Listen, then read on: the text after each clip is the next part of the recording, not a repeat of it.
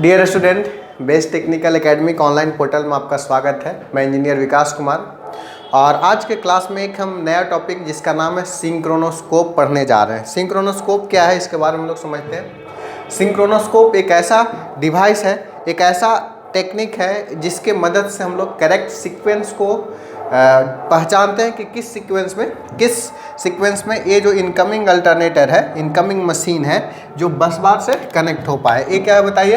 Basically ये बस बार है। बस बार क्या होता है? बस बार वह है जहाँ पर बहुत सारा अल्टरनेटर जो है से आपका कनेक्टेड होता है, उसको क्या बोलते हैं? बस बार। और अल्टरनेटर को हम लोग कनेक्ट करना चाहते हैं तो correct instant for closing the switch which connect the incoming alternator to bus bar.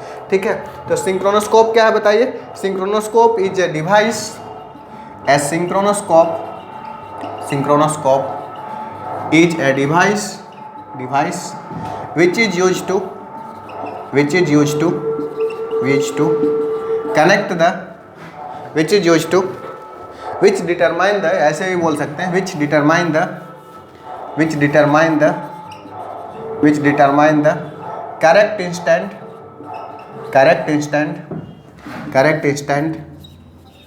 to connect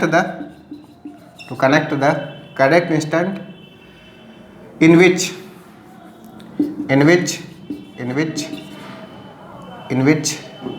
incoming alternator are connected to bus bar। यानी कि इनकमिंग जनरेटर कैसे हमारा बस बार से कनेक्टेड होगा, इसको हम लोग क्या बोलेंगे? Correct instant. ये जो है मान लीजिए कि इनकमिंग अल्टरनेटर है, हम चाहते हैं कि इसको बस बार से कनेक्ट करें। बस बार से कनेक्ट करेंगे तो सारे इंस्टेंट में हम लोग नहीं कनेक्ट कर सकते हैं, कोई पर्टिकुलर इंस्टेंट में ही हम लोग को कनेक्ट करना चाहिए। ठीक है, इनकमिंग अल्टरनेटर को इस बस बार से कनेक्ट होने के लिए कुछ कंडीशन है। ठीक है, द फॉलोइंग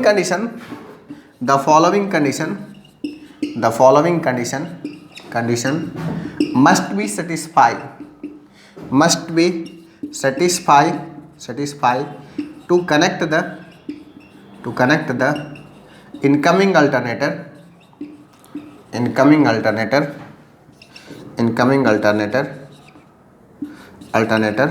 to bus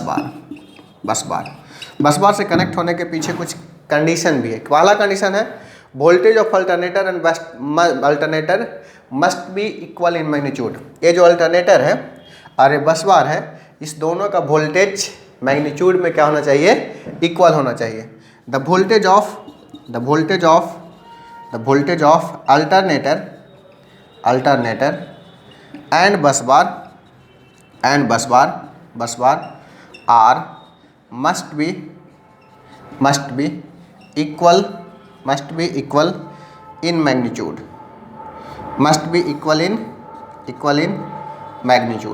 ये मैग्नीट्यूड में क्या होना चाहिए? बिल्कुल इक्वल होगा। अगर इक्वल नहीं होगा तो हम लोग इसको कनेक्ट ही नहीं कर सकते हैं। कनेक्ट होने के लिए इक्वल मैग्नीट्यूड होना बहुत ही ज़रूरी है। अगर हमारा इक्वल मैग्नीट्यूड क्या होगा? यहाँ पर क्या है? इनकमिंग अल्टरनेटर है। यहाँ पर क्या है बताइए? From incoming alternator. ये जो है से इनकमिंग अल्टरनेटर है। ठीक है, तो पहला कंडीशन क्या होना चाहिए? ये जो वोल्टेज है इनकमिंग अल्टरनेटर का और बस बार का, दोनों का अगर इक्वल होगा तभी हमारा कनेक्ट हो सकता है। ठीक है, अब दूसरा जो कंडीशन इसका है, दूसरा कंडीशन है, पहला कंडीशन क्या होगा? वोल्टेज जो होना चाहिए से बिल्कुल क्या होना चाहिए? सेम होना चाहिए इनकमिंग अल्टरनेटर का और किसका बताइए? बस बार का। अगर दोनों का सेम होगा तब क्या होगा? बिल्कुल सेम होगा।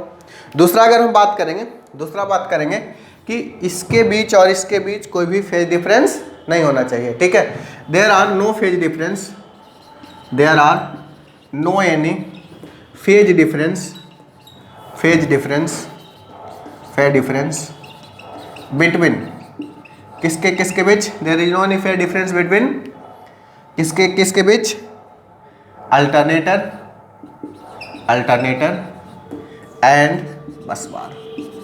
अल्टरनेटर और बस बार के बीच कोई भी फेज डिफरेंसेस नहीं होना चाहिए। ठीक है, तीसरा क्या होना चाहिए? दोनों का सिम फ्रीक्वेंसी क्या होना चाहिए? सेम होना चाहिए।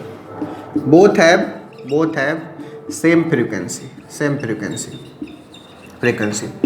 यानी कि सिंक्रोनोस्कोप क्या है? एक ऐसा डिवाइस है जो कि करेक्ट इंस्टेंट बताता है कि इनकमिंग अल्टरनेटर अब बस बार से कनेक्ट हो सकता है। इंस्टेंट मतलब समय, कि अब इसका समय है इंस्टेंट कि हमारा अल्टरनेटर से कनेक्ट हो पाएगा। तो इसके लिए हमारा फॉलोइंग कंडीशन सेटिस्फाई होना चाहिए। इनकमिंग अल्टरनेटर और बस बार का वोल्टेज सेम होना चाहिए। इनकमिंग अल्टरनेटर और बस बार के बीच कोई फेज डिफरेंस नहीं होना चाहिए। दोनों सेम फ्रीक्वेंसी पर कनेक्टेड होना चाहिए। ये 3 कंडीशन अगर सेटिस्फाई करेगा तभी हम आगे का बात करेंगे। ठीक है, अब देखिए इसका सर्किट डायग्राम जो है से कुछ इस तरह से है, जो कि आपको बोर्ड पर दिख रहा है। बोर्ड पर दिख रहा है, पहले इसको समझिएगा। ठीक है, तब इसके बाद हम लोग देखिएगा करेक्ट फेज सीक्वेंस हम लोग कैसे डिटरमाइन करते हैं। जैसे इसके पहले हम लोग पढ़ चुके हैं फेज सीक्वेंस इंडिकेटर। तो phase sequence for 3 phase machine, the phase sequence of alternator and bus bar should be same. This condition is satisfied by using phase sequence indicator. Phase sequence indicator हम पिछले back 1-2 class में हम लोग पढ़ चुके हैं कि फेज सीक्वेंस इंडिकेटर क्या होता है। वो बेसिकली फेज को इंडिकेट करता है और वो 3 फेज इंडक्शन मोटर प्रिंसिपल पर वर्क करता था। तो फेज सीक्वेंस इंडिकेटर में हमारा डायरेक्शन जैसे मेंशन अगर सेम डायरेक्शन में घूमता था तो हम लोग समझते थे सेम फेज सीक्वेंस है, नहीं तो उल्टा है। इस तरीके से ऑलरेडी डिस्कस कर चुके हैं, नहीं देखें तो प्रीवियस लेक्चर में जाके फेज सीक्वेंस इंडिकेटर देखिए। और हमारा 3 phase indicator 3 phase machine should be same for 3 phase machine. The phase sequence of for 3 phase machine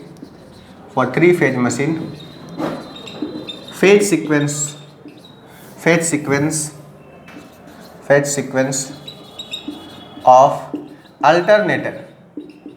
sequence of alternator and bus bar are equal. यानी कि phase sequence of alternator and bus बार क्या होगा बताइए? Equal होगा।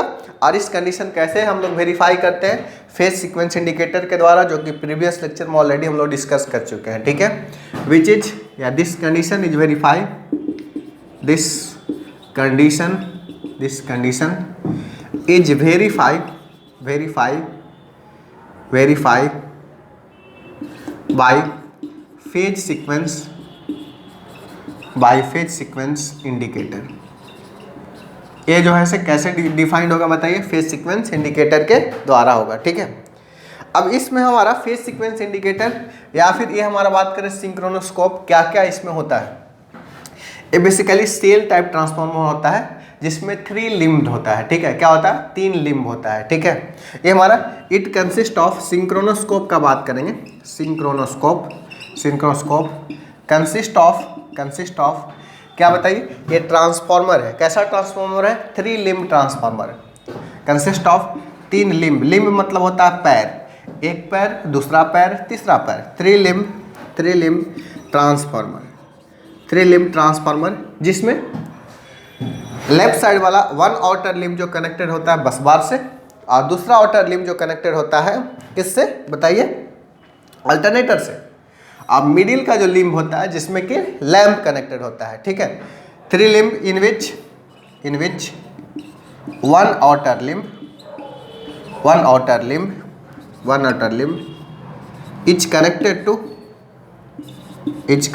To 1 outer limb is connected to bus bar and other outer limb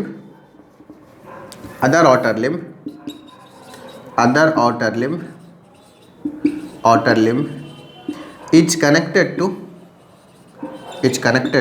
कहाँ connected होगा? Incoming alternator. एक देखो इससे कनेक्टेड है बस बार से, और दूसरा लिम्ब किससे कनेक्टेड है? Incoming alternator. Connected to incoming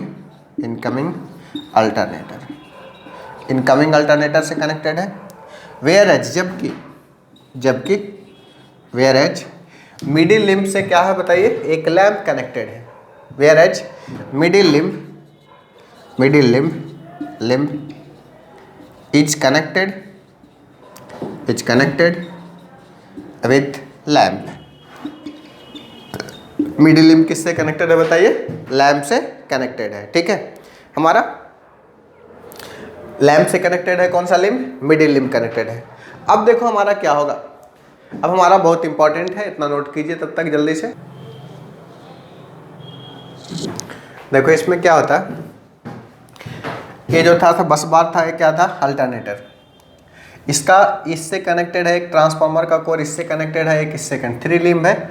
एक लिम्ब आउटर लिम्ब किससे कनेक्टेड है बताइए, बस बार से। दूसरा आउटर लिम्ब किससे कनेक्टेड है, इनकमिंग अल्टरनेटर से। इधर अल्टरनेटर है, बीच में क्या है, एक लैंप से कनेक्टेड है, ऐसा वाइंडिंग कनेक्टेड है।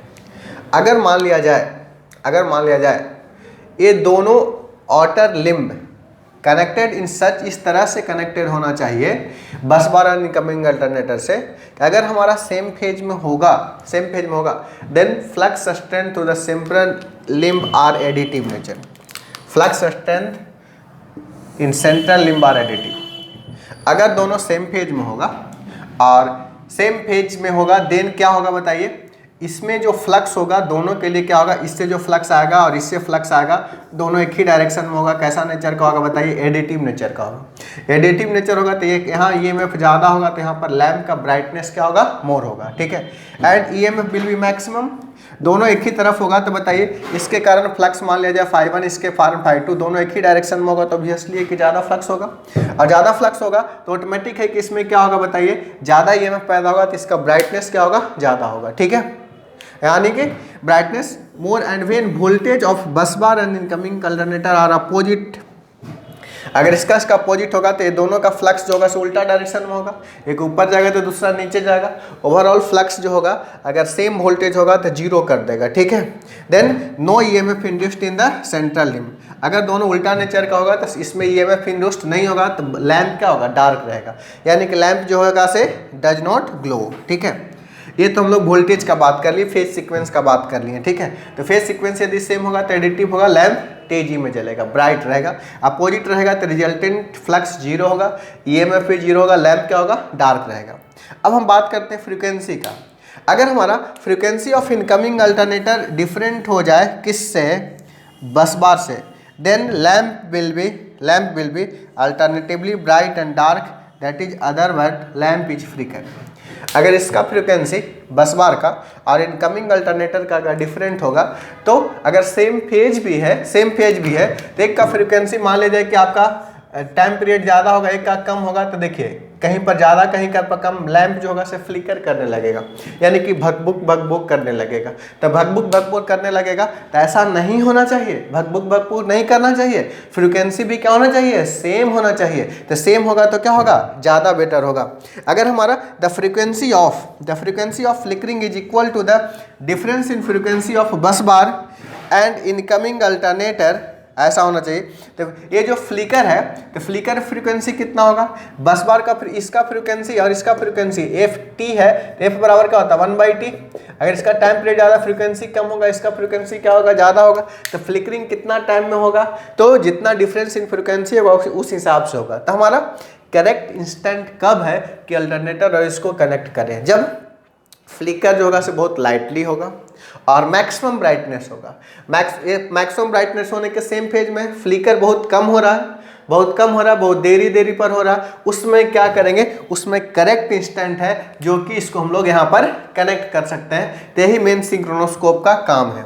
तो सिंक्रोनोस्कोप एक ऐसा डिवाइस है जो कि इनकमिंग अल्टरनेटर का करेक्ट सीक्वेंस बताता है कि किस इंस्टेंट पर हम बस बार से इसको कनेक्ट कर सकते हैं। मेजर है ये। और ये बेसिकली क्या है, ट्रांसफार्मर है, सेल टाइप ट्रांसफार्मर है जिसमें 3 लिम्ब है। आउटर दोनों लिम्ब जो है से एक आपका बस बार से कनेक्टेड है, दूसरा अल्टरनेटर से कनेक्टेड है। इसका फेज सीक्वेंस कैसे चेक करेंगे, फेज सीक्वेंस इंडिकेटर से चेक करेंगे। अगर फेज सीक्वेंस दोनों का सेम होगा तो लैंप का ब्राइटनेस क्या होगा, मैक्सिमम होगा, क्योंकि फ्लक्स जो एडिटिव होगा ईएमएफ ज़्यादा होगा। अगर फेज सीक्वेंस अब दोनों का उल्टा होगा तो रिजल्टेंट फ्लक्स 0 होगा तो ईएमएफ 0 होगा, ये क्या होगा, फ्लिकर करेगा, जलेगा नहीं, ठीक है, डार्क रहेगा। तो ये हमारा अगर फ्रीक्वेंसी दोनों का डिफरेंट है तो फ्लिकरिंग भगबुक करेगा। लेकिन अगर कम डिफरेंस है, बहुत कम है, नॉमिनल है, तो उस फ्लिकर क्या करेगा, कम करेगा। एकदम सेम है तो फिर कोई फ्लिकर ही नहीं करेगा, डायरेक्टली जलते रहेगा। तो हमारा करेक्ट इंस्टेंट कब है, ये हमारा इनकमिंग अल्टरनेटर को बस बार से जोड़ने का। कब हमारा सिंक्रोनाइजिंग करेंगे, स्विच सिंक्रोनाइजिंग मतलब इसके साथ जोड़ देना। कब हम इस स्विच को जोड़ेंगे, जब हमारा यहाँ पर फ्लिकरिंग कम से कम हो और मैक्सिमम ब्राइटनेस जिस समय दे रहा है उसी समय इसको क्या करेंगे, जोड़ेंगे, फिर उसके साथ सिंक्रोनाइज हो जाएगा, फिर कंटिन्यूअसली क्या होगा, चलते रहेगा। क्लियर है? तो हम आशा करते हैं आपको सिंक्रोनोस्कोप का कंसेप्ट क्लियर हो गया होगा। तो इस लेक्चर में हम लोग इतना ही रहने देते हैं, बाकी फिर मिलते हैं नए लेक्चर में नए टॉपिक के साथ। Thank you all, have a nice day, take care.